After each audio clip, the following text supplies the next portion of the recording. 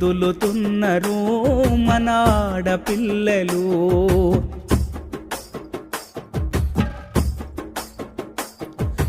నింగిలో సగం నిలువెల్లగాయపడుతున్నది, మనిషిలో సగం మరణానికి గురి అవుతున్నది. మహిళను మాట నేడు మరుగున పడిపోతున్నది, మానవ జాతి మనుగడ మూలమంతమవుతున్నది.